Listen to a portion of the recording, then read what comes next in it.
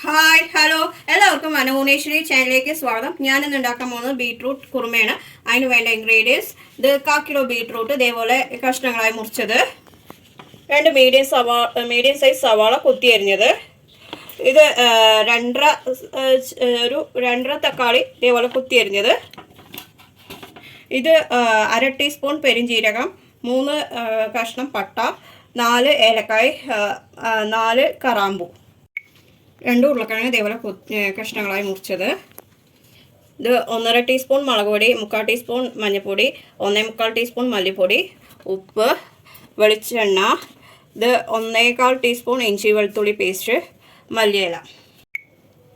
ഇത് നാളികേരം അരച്ചാണ്. ഈ നാളികേരത്തിൽ പെരിഞ്ജീരകം 1 ടീസ്പൂണ്, അണ്ടിപ്പരിപ്പ് അതായത് കാഷ്യൂനട്ട് 7 കശകശ, ഇതെല്ലാം കൂടി, ഒരു നാളികേരം ചിരവിയതും കൂടെയാണ്, ഇതെല്ലാം കൂടി അരച്ചതാണ്. ഇനി നമുക്ക് പ്രിപ്പറേഷനിലേക്ക് പോകാം.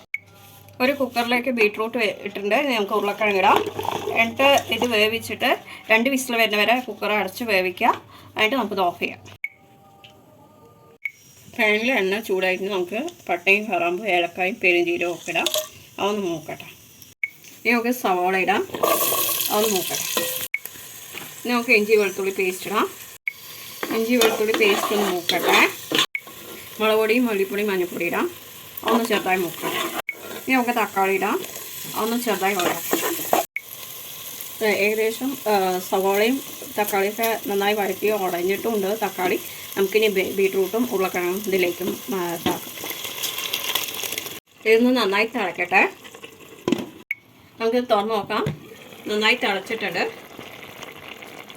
നമുക്കിനി നാളികേരം അരച്ചത് ഒഴിക്കാം. നാളികേരത്തിനോടൊപ്പം പെരിഞ്ജീരകം, കശകശ, അണ്ടിപ്പരിപ്പ് ഇതെല്ലാം കൂടി ചേർത്ത് അരച്ചതാണിത്. കറിക്ക് ആവശ്യമായ ഉപ്പും ഉപ്പിടാം.